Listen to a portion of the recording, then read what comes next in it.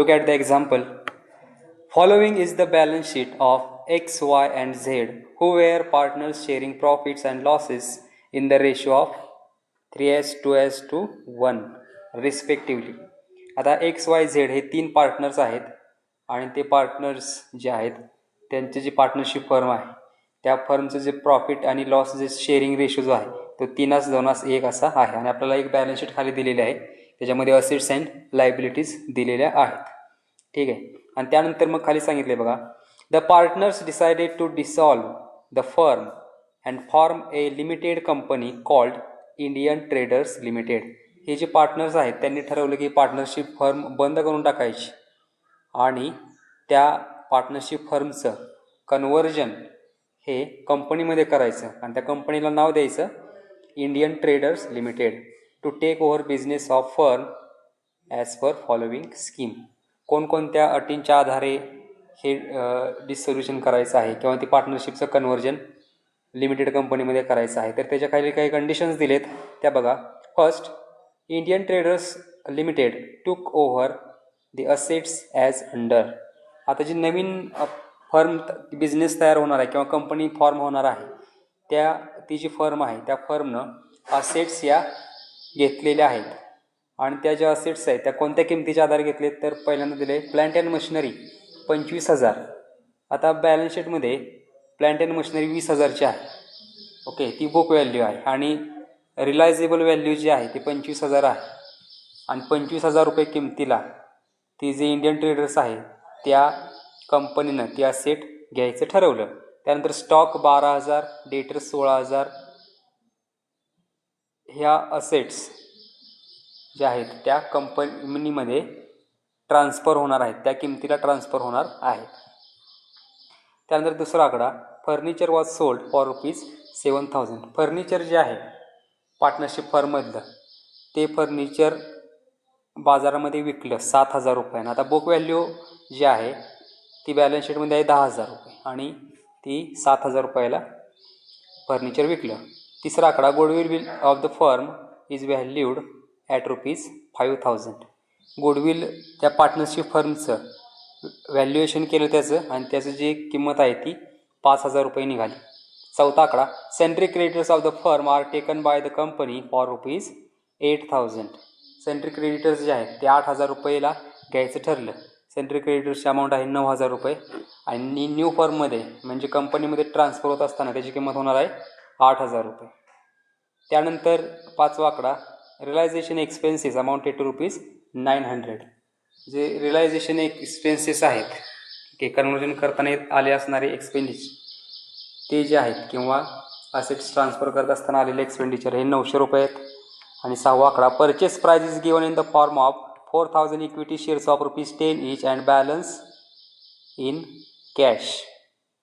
आता purchase price जे आहे परचेस कन्सिडरेशन म्हणजे पार्टनरशिप फर्म ज्यावेळी आपले असेट्स अँड लायबिलिटीज ट्रान्सफर करेल कंपनीमध्ये त्यावेळी कंपनीकडून जी रक्कम येणं आहे ओके त्या कंपनीनं असेट्स अँड लायबिलिटी खरेदी केल्या त्या किती किमतीला खरेदी केल्या तर परचेस कन्सिडरेशनची जी किंमत असेल त्या किमतीला ते खरेदी केलेली असेल. आणि ती परचेस कन्सिडरेशन जे आहे ते कसं पे करणार आहे ती कंपनी तर 4,000 रुपये 4,000 इक्विटी शेअर्समध्ये जे एका शेअर्सची किंमत असेल 10 रुपये म्हणजे 40,000 रुपये शेअर्सच्या स्वरूपामध्ये आणि राहिलेली अमाऊंट ही कॅशच्या स्वरूपामध्ये. द परचेस कन्सिडरेशन किती आहे तर ते आपल्याला कॅल्क्युलेट करायचं आहे. कॅल्क्युलेट कसं करायचं तर असेट्स मायनस लायबिलिटीज आपण जर काढल्या तर आपल्याला नेट असेट्स मिळतात. मग नेट असेट्सची जी किंमत असेल तीच असेल परचेस कन्सिडरेशन. ठीक आहे. तर आपण पहिल्यांदा कॅल्क्युलेट करू वर्किंग नोटमध्ये परचेस कन्सिडरेशन. परचेस कन्सिडरेशन कसं काढायचं. ठीक आहे. आता परचेस कन्सिडरेशनमध्ये पहिल्यांदा घ्यायच्या असेट्स.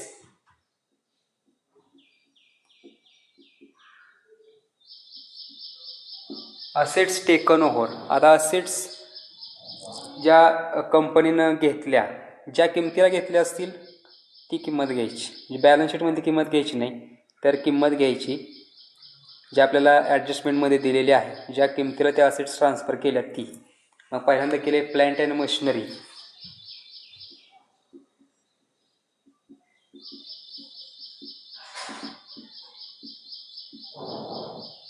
25,000 रुपये. त्यानंतर ट्रान्सफर केले स्टॉक 12,000.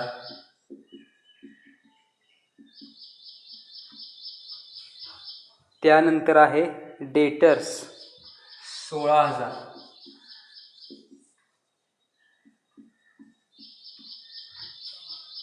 यानंतर आता एवढ्याच असेट्स टेक ओव्हर केलेत फर्न, बरोबर. आणि गुडविलची जी अमाऊंट असणार आहे ती सुद्धा घ्यावी लागणार आहे. त्यामुळे गुडविल एक घ्यायचं, ती एक असेट आहे.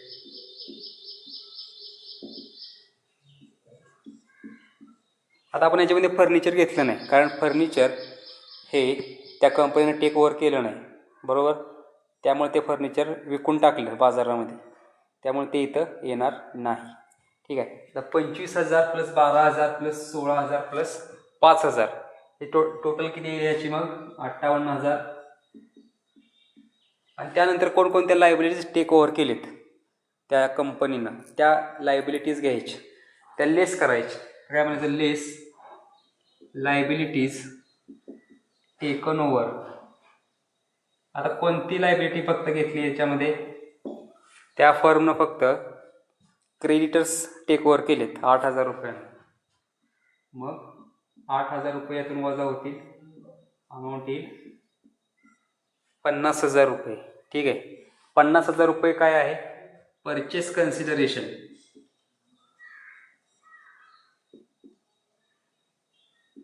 आता हे जे 50,000 परचेस कन्सिडरेशन आहे, हे ती जी नवीन कंपनी स्थापन झाली म्हणजे इंडियन ट्रेडर्स लिमिटेड, त्या कंपनीला देणं आहे पार्टनरशिप फर्मला. ओके.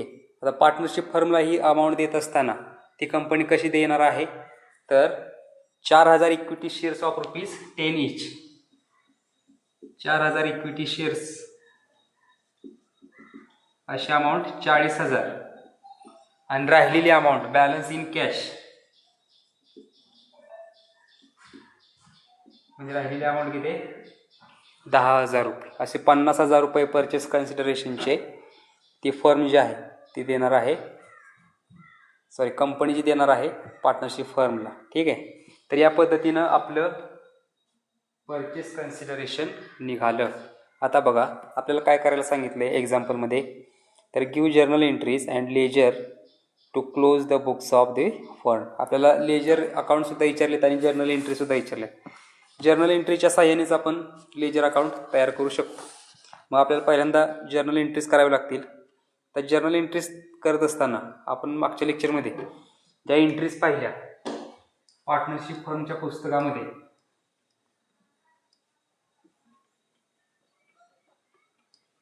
कशा पद्धतीने एंट्रीज होतात त्या एंट्री इथं आपल्याला करायच्या. ठीक आहे. तर आपण म्हणून journal entries in the books of partnership firm.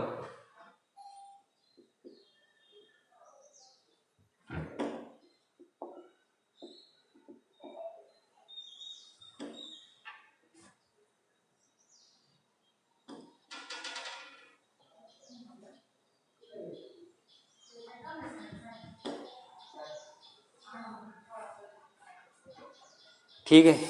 आता आपण ज्या जर्नल एंट्रीज मागच्या लेक्चरमध्ये पाहिजे त्यामध्ये काय पाहिलं, तर पहिल्यांदा जी पार्टनरशिप फर्म आहे त्या फर्मचे सर्व असेट्स अँड लायबिलिटीज या ट्रान्सफर होतात. आणि त्यावेळी त्या कुठं होतात, तर रिलायझेशन अकाउंटला जातात, बरोबर. आपण रिलायझेशन अकाउंट तयार करतो. ठीक आहे. म्हणजे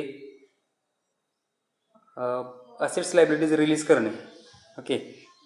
आणि रिलीज केल्यानंतर ते जे एंट्रीज आहेत त्या रिलायझेशन अकाउंटला जातात. रिलायझेशन अकाउंट का तयार करतो, तर असेट्स अँड लायबिलिटीज ट्रान्सफर आपण केल्यानंतर आणि परचेस कन्सिडरेशन जे आहे ते मिळाल्यानंतर आपल्याला प्रॉफिट झाला का लॉस झाला, त्या म्हणजे पार्टनरशिप फर्मला ते शोधून काढण्यासाठी आपण रिलायझेशन अकाउंट तयार करतो.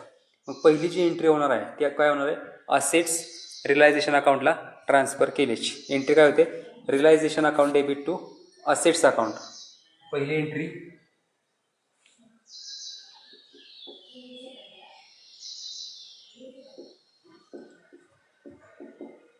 Realisation account debit.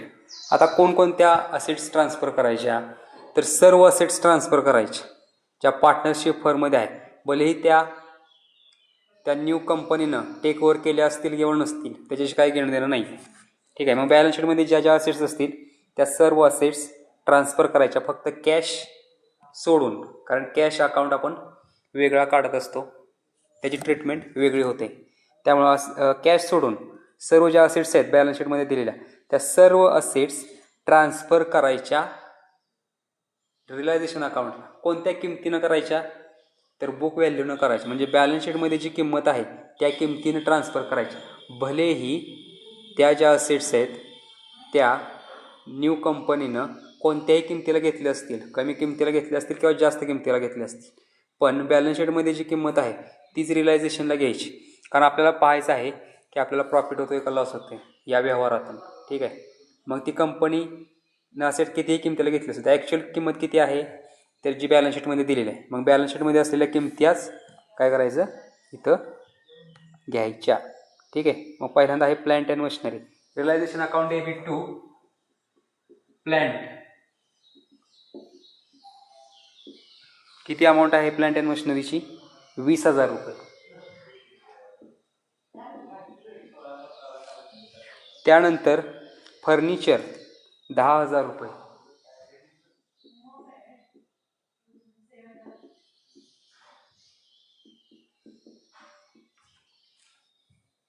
त्यानंतर स्टॉक 15,000.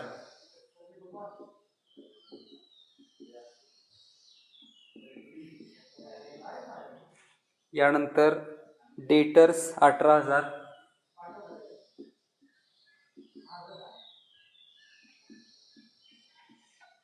आणि त्यानंतर कॅश दिली, पण कॅश ही घ्यायची नाही, कॅशचा अकाउंट वेगळा काढायचा.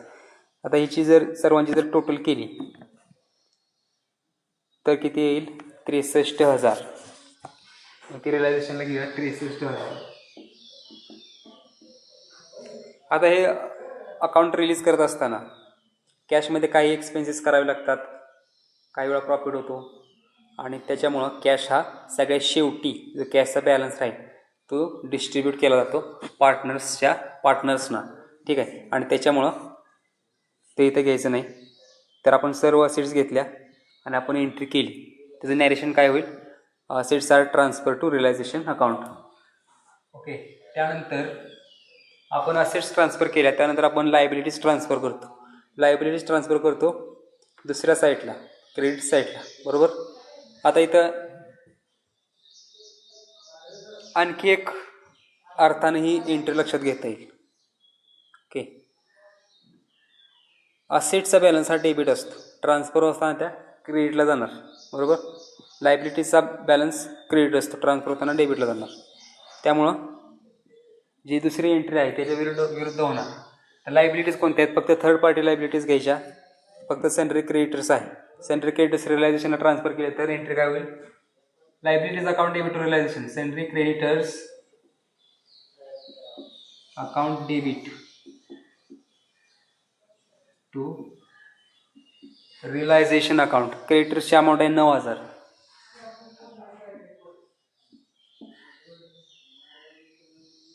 काय नरेशन येणार त्याचं? Transfer of liabilities to realisation account. Okay. आता आपण असेट्स अँड लायबिलिटीज ट्रान्सफर केल्या. ठीक आहे. आता पुढची एंट्री कोणती होणार आहे? तर परचेस कन्सिडरेशन आपल्याला येणं आहे. कोणाकडून? तर जी न्यू कंपनी स्थापन होत आहे, कोणती? Indian traders limited. Indian traders लिमिटेडकडून आपल्याला परचेस कन्सिडरेशन, आपण मग कॅल्क्युलेशन केलं होतं 50,000 रुपये. 50,000 रुपये येणं आहे. ठीक आहे.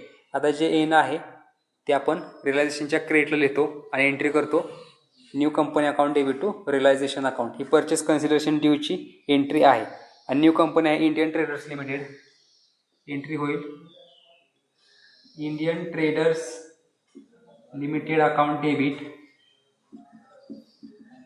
50,000 टू रिलायझेशन.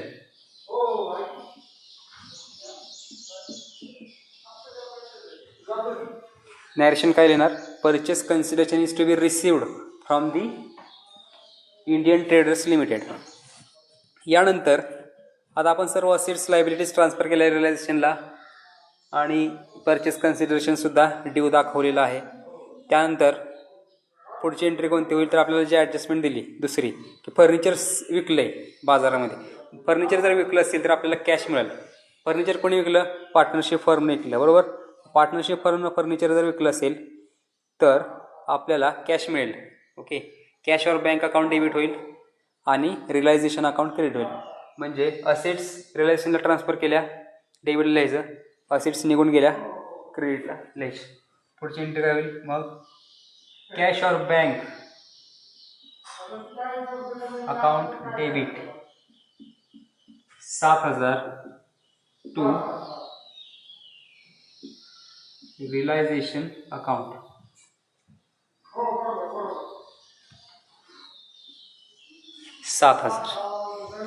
आता असेट विकली, यानंतर आपल्याला सांगितले बघा ॲडजस्टमेंटमध्ये रिलायझेशन एक्सपेन्सेस अमाऊंटेड टू ₹900.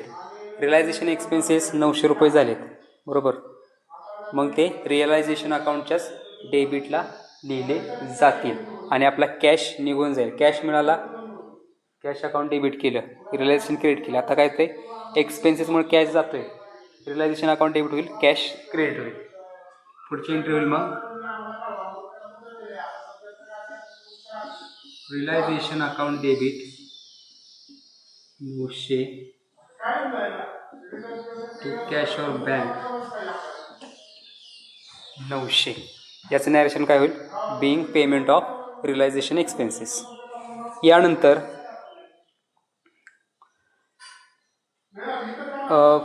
आपण पुढची एंट्री कोणती करायची?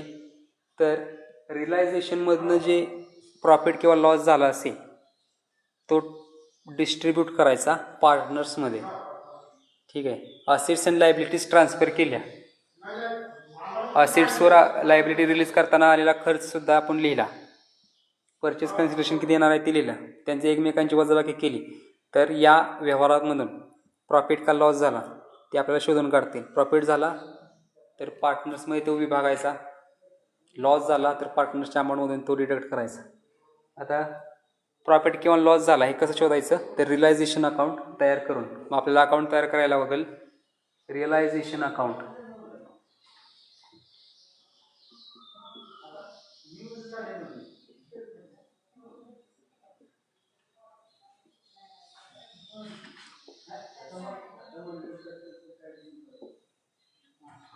आता सर्व जे एंट्रीज आहेत त्या रिलायझेशन जिथं असेल तिथं ते अमाऊंट ट्रान्सफर करायचं. तिथं काय realisation account debit to plant. मग रिलायझेशनच्या डेबिटला to plant and machinery 20,000, to furniture 10,000, to stock 15,000, to debtors 18,000. त्यानंतर दुसरी जी एंट्री आहे creditors account debit to realisation. मग रिलायझेशनच्या क्रेडिटला बाय क्रेडिटर्स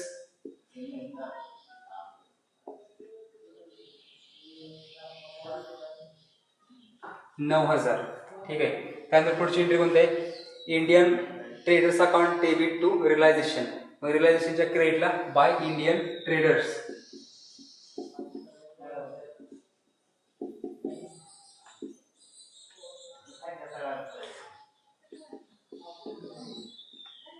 यानंतर एंट्री आहे कॅशवर bank account debit to realisation.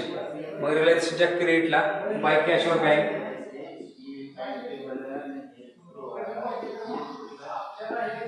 आणि शेवटची realisation account debit to cash. रिलायझेशनच्या डेबिटला टू कॅश 900. ओके. आपण सर्व एंट्रीज काय केल्या? पोस्टिंग केलं एंट्रीजचं. आता जे निघल ते निघल प्रॉफिट. ठीक आहे. आता आपण बेरीज करू. 50,000, 9,000 आणि 7,000 त्याची टोटल येईल 66,000.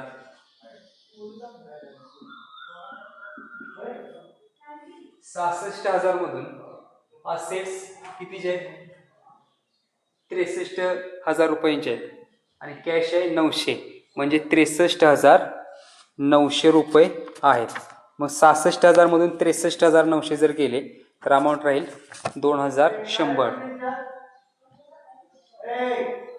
2100 हा प्रॉफिट झाला, बरोबर.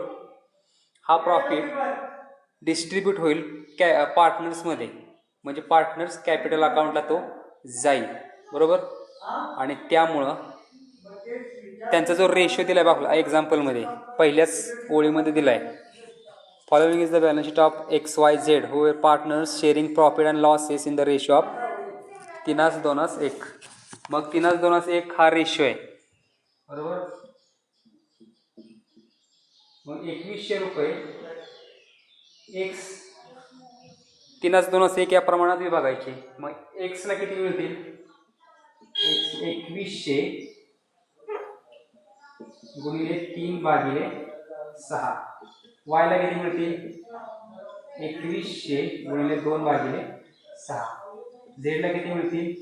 2100 गुणिले 1/6. 6 कोणतं? 3:1 3 + 2 + 1 6/6. 6 पैकी एक्सचा रेशो किती आहे? 3. 6 पैकी वायचा रेशो किती आहे? 2. 6 पैकी झेडचा रेशो किती आहे? 1. मग त्या प्रमाणात काय करायचं? ही अमाऊंट विभागायची. मग याची बेरीज किती?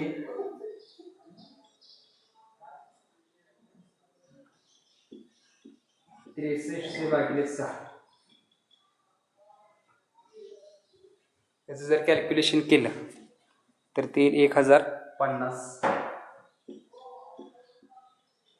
याचं येईल 700 आणि याचं येईल 350 रुपये. म्हणजे या अमाऊंट जी 2100 रुपये आहे ती पार्टनर्समध्ये 3:1 या प्रमाणात विभागायची. आणि त्याला याचं 2 partners capital account x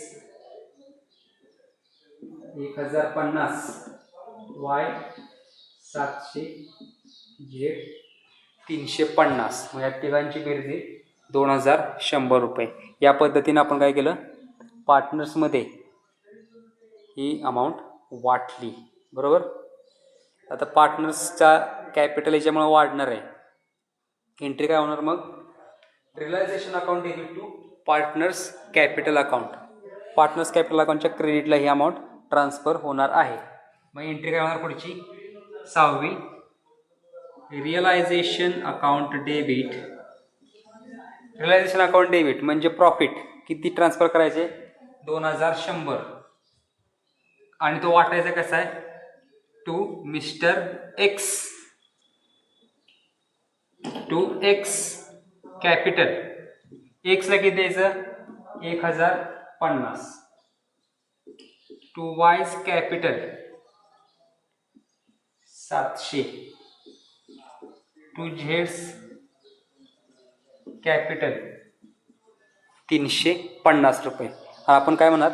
being realization profit is transferred to partners capital account in their profit sharing ratio. या पद्धतीने आपण त्याचं नॅरेशन लिहू शकतो. ओके.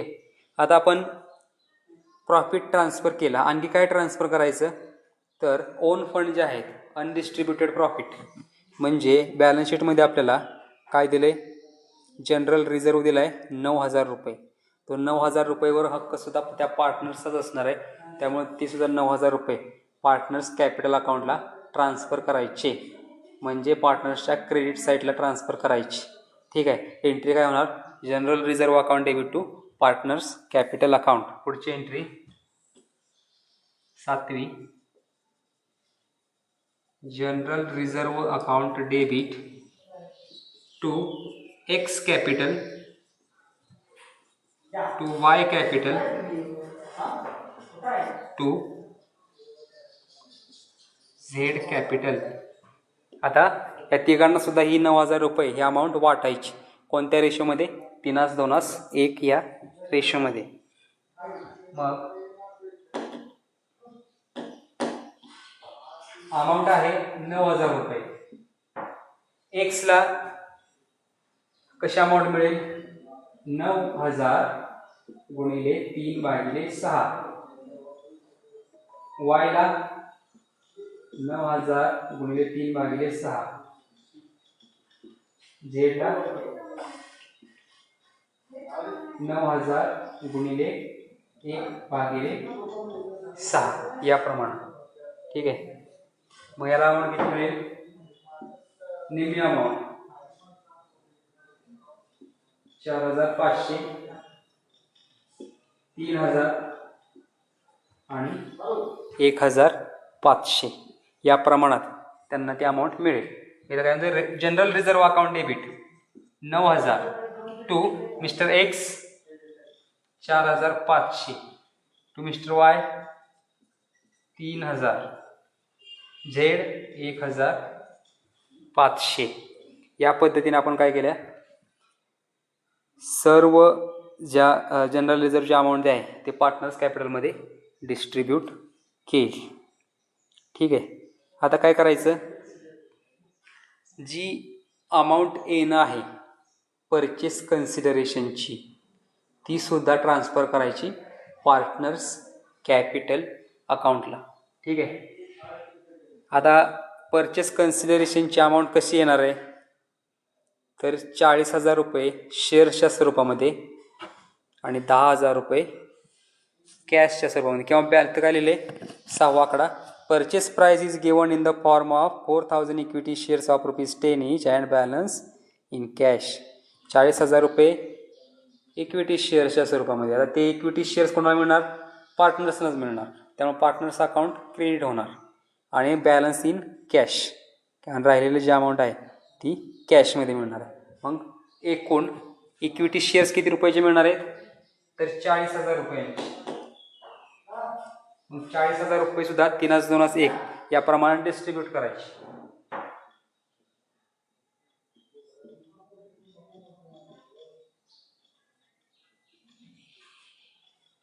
ठीक आहे. मग 40,000 गुणिले 3/6 अमाऊंट किती येईल, निम्मी 20,000. त्यानंतर वायला किती मिळेल, 40,000 गुणिले 2/6 म्हणजे 40,000 भागिले 3 13,333 मिळतील. राऊंड फिगरला 13,330 करू.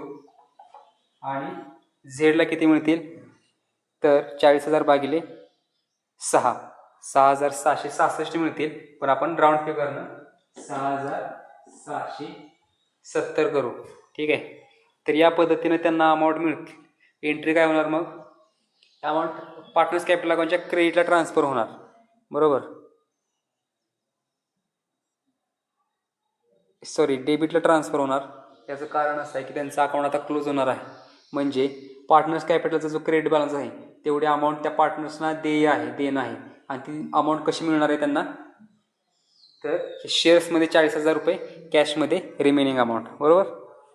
याचं जर आपल्याला समजून घ्यायचं असेल तर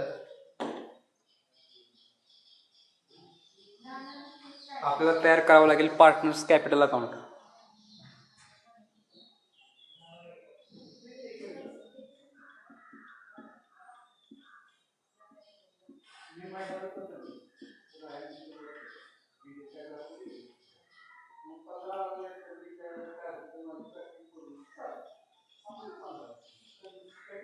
X, Y, Z.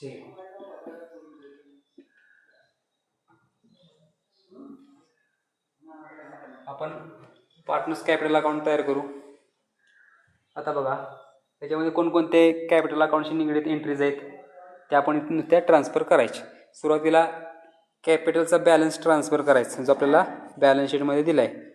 लायबिलिटी साईडला कॅपिटल दिलं XYZचं 24,000, 16,000 आणि 8,000. ते आपण पहिल्यांदा ट्रान्सफर करूया. बाय बॅलन्स ब्रॉट डाऊन 24,000, 16,000 आणि 8,000 असं बॅलन्स त्याचं दिलेलं आहे. बरोबर. आता इथं आपण जनरल रिझर्व्ह सुद्धा कॅपिटल अकाउंटला ट्रान्सफर केले. एंट्री काय केलेली, जनरल रिझर्व्हची entry, general reserve account debit to X capital 4,500, Y capital 3,000, Z capital 1,500. ते ट्रान्सफर करूया बाय जनरल रिझर्व्ह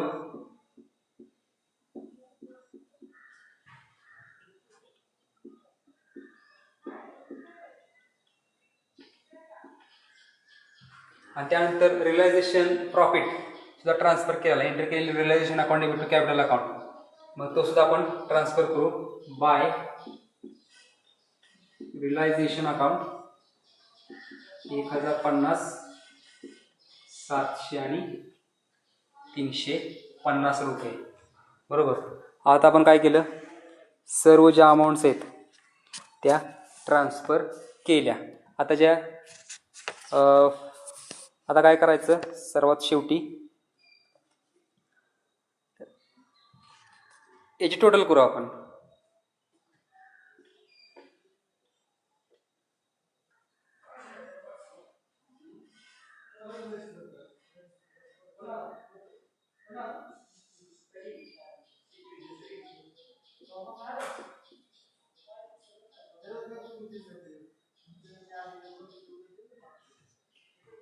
एक्सची टोटल आली 29,550, वायची टोटल आली 19,700 आणि झेडची टोटल आली 9,850. बरोबर.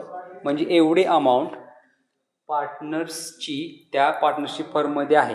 पार्टनरशिप फर्म बंद पडत असताना तेवढी अमाऊंट त्यांना मिळणार. बरोबर.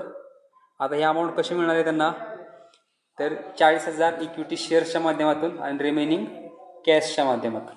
मग 40,000 जे पार्टनर्सना मिळणार आहे शेअर्सच्या स्वरूपामध्ये, ते आपण मग अशी कॅल्क्युलेशन केलं होतं. बरोबर. त्याची एंट्रीसुद्धा आपण आपली करायची राहील. एंट्री काय होणार आहे त्याची, तर equity shares account debit to partners capital account debit to equity share, कारण ही अमाऊंट त्यांना देणं आहे. त्याच्यामुळं कशाच्या स्वरूपात देणार आहे, इक्विटी शेअरच्या स्वरूपामध्ये. इथं काय येणार, टू इक्विटी शेअर्स. किती रुपये, तर 40,000 ही अमाऊंट 3-2-1 या प्रमाणात विभागायची. एक्सला मिळतील 20,000, वायला मिळतील 13,370, झेडला 6,670 रुपये असे अमाऊंट मिळणार आहे. एंट्री काय होणार आहे, partners capital account debit to equity shares account. ठीक आहे. आपण एंट्री करू.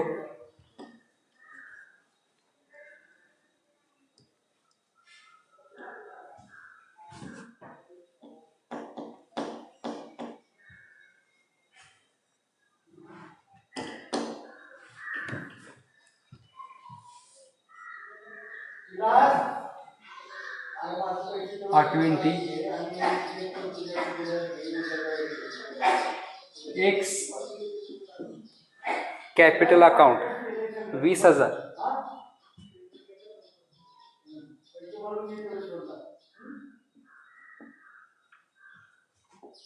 वाय कॅपिटल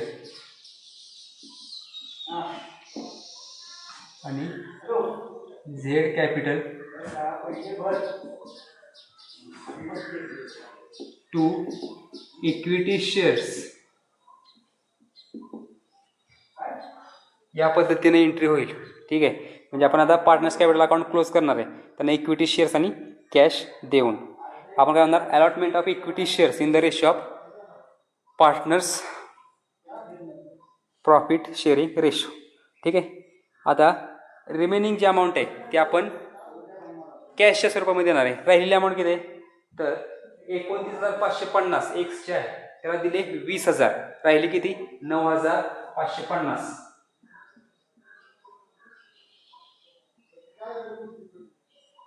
यामुळे इकडे घ्यायची 19,700, 9,850. यातून अमाऊंट किती राहिलेली असेल ती कॅशच्या स्वरूपामध्ये त्यांना देऊन टाकायची. मग 19,700 द्यायची, त्यातले शेअरच्या स्वरूपामध्ये 13,370 दिली, मग अमाऊंट राहिली 6,370. अमाऊंट देणं आहे 9,850, दिली 6,770, राहिली अमाऊंट 3,180. ही अमाऊंट जी आहे ती कॅशच्या स्वरूपामध्ये द्यायची त्यांना, म्हणजे पार्टनर्स कॅपिटल अकाउंट क्लोज होऊन जाईल. ठीक आहे. एंट्री काय होणार मग, partners capital account debit to cash. ही जी कॅश आहे ती त्याची एंट्री होणार. पुढची 9वी, एक्स कॅपिटल किती रुपये, 9,950, Y capital 6,370. Z capital 3,180 to cash त्यांना दिले. किती कॅश दिली? तर या सर्वांची टोटल 19,100.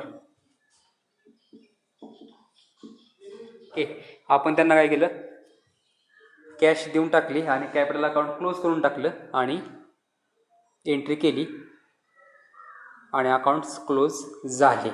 ठीक आहे. तर या पद्धतीने हे एंट्रीज फर्मच्या पुस्तकामध्ये